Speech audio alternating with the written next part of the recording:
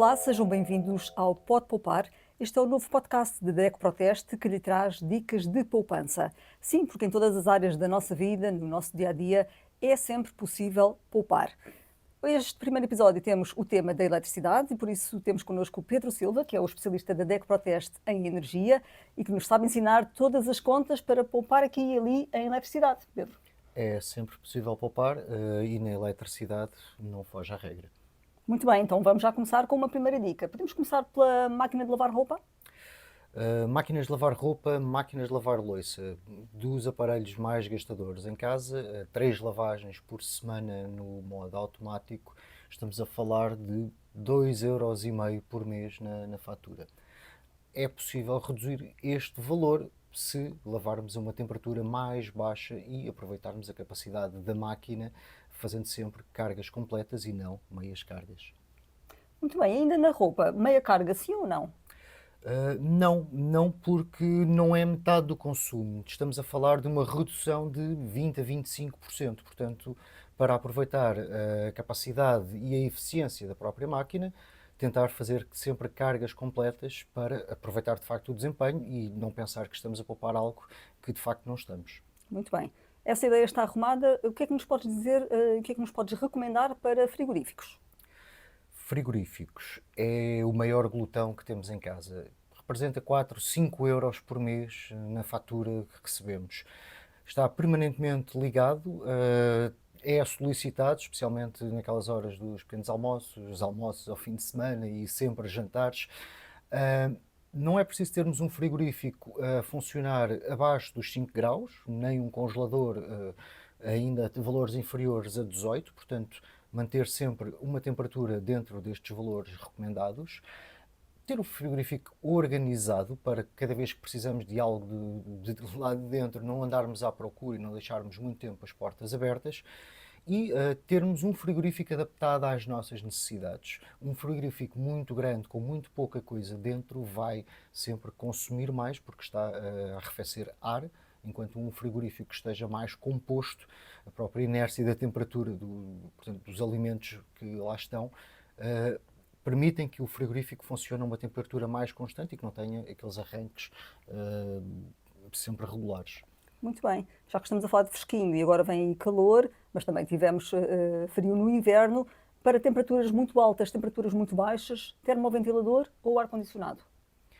Ar-condicionado. Esta é difícil e é quase contra a natura para os portugueses que, em 90% dos casos, têm um termoventilador para se manterem quentes no inverno. Em 4 meses de inverno, pode-se contar com um aumento da fatura, se ligarmos durante 3 horas um termoventilador, de cerca de 30 €. Um ar-condicionado, para o mesmo efeito, permite gastar somente 5 €.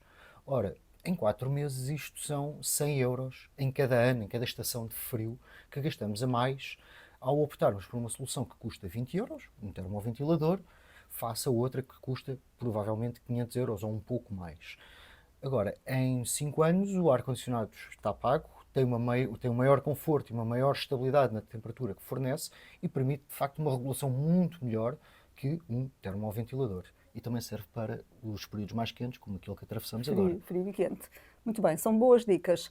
Vamos então passar à próxima, porque há, Pedro, consumos fantasma em quase todas as casas. E não estamos a falar apenas daquelas clássicas luzinhas do stand-by, que já há muitos anos se conhece que são um consumo fantasma. Há mais. Há vários consumos que fantasma em casa, a maior parte delas relacionadas com as luzinhas que cada vez mais estão pelas nossas casas, mas também os carregadores, o portátil que fica ligado toda a noite, embora esteja desligado, mas fica com o transformador ligado. Nós temos casas cada vez mais elétricas. Tudo junto, estimamos que possam representar 1 a 2 € só por estarem ligados à tomada. Portanto, se não está a utilizar, desligue. São pequenas poupanças que todas juntas podem significar, de facto, uma redução substancial ao final do mês, tendo só um pouco mais de atenção. Portanto, carregador de telemóvel ligado toda a noite, nem pensar. Não será grave, 2 não será tão grave quando se junta a isso mais carregadores de todos os gadgets que temos em casa, mais a box, mais o router, mais os Lá está. portáteis. Já começa a acumular e já não sai barato. Sobretudo se virmos isto ao final do ano. Quer dizer, €1 são 12 € ao final do ano. Para quem tenha casas ainda mais tecnológicas, se calhar está a falar de mais 24 € por ano. É dinheiro. É isso mesmo, grão a grão, enche a galinha ao papo. E agora vamos falar de iluminação, porque em todas as nossas casas, em várias divisões, há lâmpadas e nem tudo o que luz é ouro, mas também nem tudo o que dá luz gasta pouco. Não, nem tudo o que dá luz gasta pouco. Os portugueses têm aderido na última década à iluminação LED, de lâmpadas LED, cujos preços baixaram bastante. Nós temos aqui, trouxemos. Pedro trouxe aqui algumas lâmpadas para mostrar a diferença. Aliás, duas lâmpadas em que a diferença quase não se percebe. Esta é uma lâmpada LED, aqui na minha mão esquerda, esta é uma lâmpada incandescente. As duas produzem exatamente a mesma luminosidade. Existem várias formas e feitios, são somente exemplos. E, como eu disse, produzem exatamente a mesma luminosidade. Então, qual é que é a nossa amiga? Ana, a diferença é 3 lâmpadas destas ligadas das 8 da noite até à meia-noite, quando estamos em casa, e portanto a lâmpada da sala, as lâmpadas da sala, as 4 horas. Esta, em relação a 3 destas, estamos a falar de uma diferença de 2 € por mês. Portanto, se ainda tem lâmpadas incandescentes em casa, é trocá-las e, gastando 1 € em cada uma, este exemplo que dei, ao final de 2 meses estão pagas a aquisição de uma lâmpada LED e, portanto, aqui também se poupa. Sempre possível trocar, então, por lâmpadas LED. Depois, é preciso ajustar os tarifários aos ritmos, aos horários da família.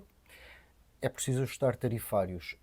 Estivemos a falar até agora em algo que se pode mudar em termos de comportamento em casa e, portanto, são comportamentos que se ajustam e que não será assim tão difícil. Mas também é preciso fazer contas. Os tarifários não são todos iguais.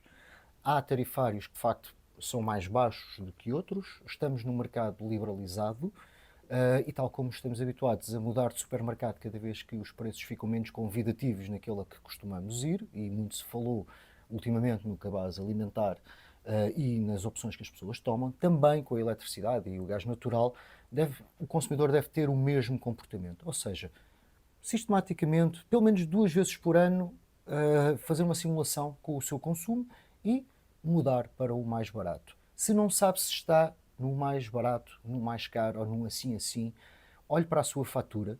Todas as faturas de comercializadores em mercado liberalizado têm, por lei, uma frase que indica: para este consumo, durante estes dias, pagaria mais ou menos se estivesse no mercado regulado.